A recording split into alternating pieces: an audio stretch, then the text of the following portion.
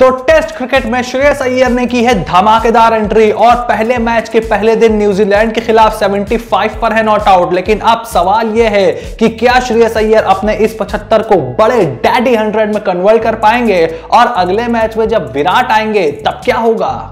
What's going on everyone? Welcome back to my YouTube channel। और आज team India के test season की शुरुआत हो गई है। 2 टेस्ट मैच हमें खेलने हैं न्यूजीलैंड के सामने, उसके बाद हमें 3 टेस्ट मैचेस खेलने हैं साउथ अफ्रीका के सामने। लेकिन इस टेस्ट मैच को अहम इसलिए माना जा रहा था क्योंकि इस मैच में आपके पास नहीं थे रोहित शर्मा, नहीं थे विराट कोहली, नहीं है ऋषभ पंत, नहीं है मोहम्मद शामी, नहीं है जसप्रीत बुमराह और नहीं है केएल राहुल। यानी कि 7-6 बड़े प्लेयर आपके पास इस मैच में अवेलेबल नहीं थे, जिसको लेकर के थोड़ी सी डर था, थोड़ा सा सहमा लग रहा था माहौल कि कहीं हमारे विकेटें गिर गए तो क्या होगा। और एक समय पर ऐसा ही हुआ था जब काइल जेमिसन ने सेकंड सेशन में 2 बड़ी विकेट हमारी ले ली थी। पहले शुभमन गिल आउट हुए, उसके बाद आउट हुए चेतेश्वर पुजारा जिनको टिम साउदी ने आउट किया, उसके बाद कप्तान अजिंक्य रहाणे जो कि अच्छे दिख रहे थे, अच्छे सेट दिख रहे थे, लग रहा था कि आज रन बनाने के लिए मैदान पर आए हैं। लेकिन उसके बाद उनके आउट होने के बाद मोर्चा संभाला श्रेयस अय्यर ने और श्रेयस अय्यर ने दिखा दिया कि क्यों सूर्य कुमार यादव से पहले उनको टीम में चुना गया था और क्यों सूर्य कुमार यादव से पहले वो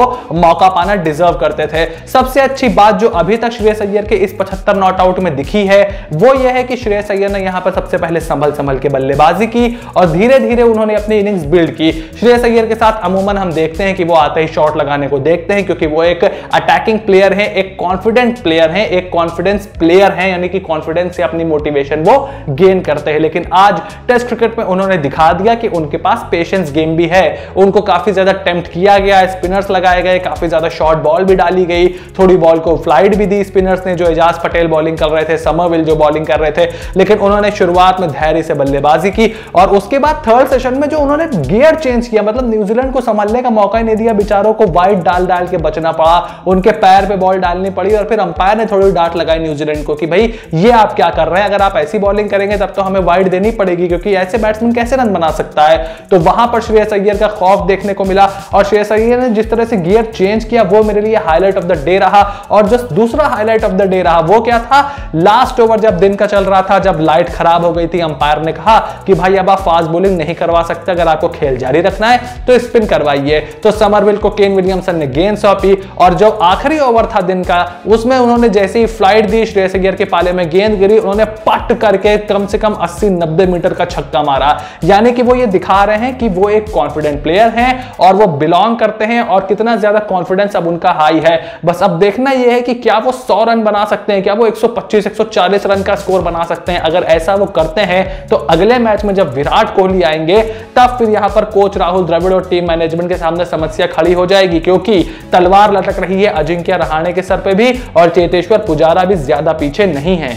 तो काफी समय से इस बारे में बात चल रही थी कि क्या अब अजिंक्य रहाणे को टीम से ड्रॉप करने का समय आ गया है। और आपको याद होगा हमने एक वीडियो की थी जिस पर मुझे काफी ज्यादा गालियां भी सुनने को मिली थी और काफी बुरा भला भी मुझे कहा गया था और जिन लोगों ने ये रिपोर्ट की थी उनको भी काफी बुरा भला कहा था, काफी, चाहे वो हमारे जैसे यूट्यूब चैनल्स हो या फिर न्यूज चैनल्स के बड़े बड़े एंकर ही क्यों ना हो। कि जब ये खबर आई थी कि रोहित शर्मा पहले टेस्ट मैच में कप्तानी कर सकते हैं टीम इंडिया की और उनकी जगह अजिंक्य रहाणे जो इस मैच में कप्तानी कर रहे हैं उनको बाहर भी बैठना पड़ सकता है या कम से कम वो एज अ प्लेयर खेलेंगे और वाइस कैप्टन बनेंगे। लेकिन फिर रोहित ने आराम ले लिया दोनों टेस्ट मैचेस से, रहाणे को कैप्टन बनाया गया और पुजारा को वाइस कैप्टन। उस वक्त हमारी काफी तनकीद हुई थी, काफी हमको बुरा भला कहा गया था। लेकिन जब साउथ अफ्रीका की टीम अनाउंस होगी तो हो सकता है कि रोहित शर्मा को आप वाइस कैप्टन बनते हुए देखें जस्ट बिकॉज वो वाइड बॉल में कैप्टन है। तो आप वो ट्रांजिशन देखना चाहते हैं यहां पे टेस्ट क्रिकेट में और आप रहाणे को भी ये बताना चाहते हो कि भाई देखो रन बनाओ, टीम में रहो, रन नहीं बनाओगे तो आई एम सॉरी आपके लाइन में लगने का समय आ गया है पीछे क्योंकि आपसे आगे अब बहुत बड़े बड़े प्लेयर आ गए। खबर आपने सुनी होगी कि शुभमन गिल को मिडिल ऑर्डर में खिलाने की बात चल रही थी लेकिन आखिरी समय पर क्योंकि वहां पर अवेलेबल नहीं थे केएल राहुल, इस वजह से उनको ओपन करना पड़ा। और ओपन में टीम इंडिया के पास काफी सारे ऑप्शंस हैं। अभी आप देखो अगर आप साउथ अफ्रीका जब जाओगे तो रोहित राहुल आपके फर्स्ट ओपनर्स हो गए, मयंक अग्रवाल आपके लाइन में लगे हैं, अगर वो पीछे हटते हैं जो कि आज वो फेल हो गए, पृथ्वी शॉ को आपने साउथ अफ्रीका इंडिया ए के साथ भेजा है, देवदत्त पडिक्कल को भी आप उस लिस्ट में देख रहे हो। तो अगर और ऋतुराज गायकवाड़ की भी टेक्निक पे सवाल था कि मतलब इस तरीके की टेक्निक से क्या टेस्ट क्रिकेट वो खेल सकते हैं, तो वो भी लाइन में लगे हुए हैं। तो आपके पास ऑप्शंस हैं। इसी वजह से शुभमन गिल को भी मिडिल ऑर्डर में डालना चाहती थी टीम, और इसी वजह से श्रेयस अय्यर को भी लाया गया है, क्योंकि अब आप थोड़ा अटैकिंग खेलना चाहते हो, थोड़े यंग ब्लड के साथ खेलना चाहते हो। तो मुसीबत है, सवाल है अजिंक्य रहाणे को अगर सेकंड इनिंग में रन नहीं बनाए उन्होंने, और अगर यहां पर बड़ी सेंचुरी मार दी श्रेयस अय्यर ने, तो आपको यह चेंज होता हुआ दिख सकता है। मेरी अगर मैं अपना ओपिनियन दूं तो मेरे हिसाब से अब समय आ गया है आपको अजिंक्य रहाणे से आगे देखने का।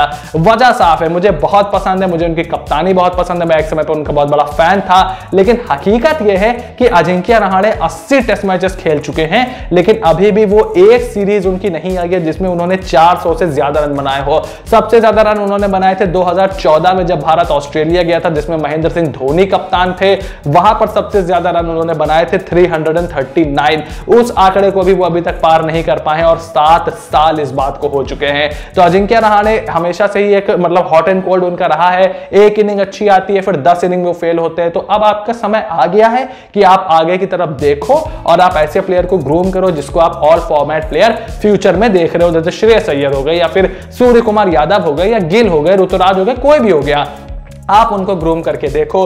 तो मेरे हिसाब से ये चेंज होना चाहिए। अब ये होगा कि नहीं, ये टीम मैनेजमेंट और राहुल द्रविड़ पर डिपेंड करता है। और आपका इस बारे में क्या ओपिनियन है, फटाफट से अपने ओपिनियन कमेंट बॉक्स में लिख करके बताइए कि जब विराट कोहली अगले मैच में वापस आएंगे, और कंसिडरिंग कि श्रेयस अय्यर ने अगर इस मैच में बड़े रन बना दिए, तो फिर क्या होगा। फिलहाल टीम इंडिया 258 for 4 है और दिन का खेल खत्म हो चुका है। अब कल सुबह श्रेयस अय्यर आएंगे, तो अगर वो बड़ी सेंचुरी बनाएंगे तो ही इस मामले में खुलकर बात हो पाएगी। फिलहाल वीडियो पसंद आया तो वीडियो को लाइक करिए, चैनल को सब्सक्राइब करिए, और श्रेयस अय्यर कि अगर आप फैन हैं तो फटाफट से कमेंट बॉक्स में लिख करके बताइए कि उनकी ये इनिंग देखकर आपको कितना मजा आया। और बने रहिए स्पोर्ट्स इनकाउंटर के साथ।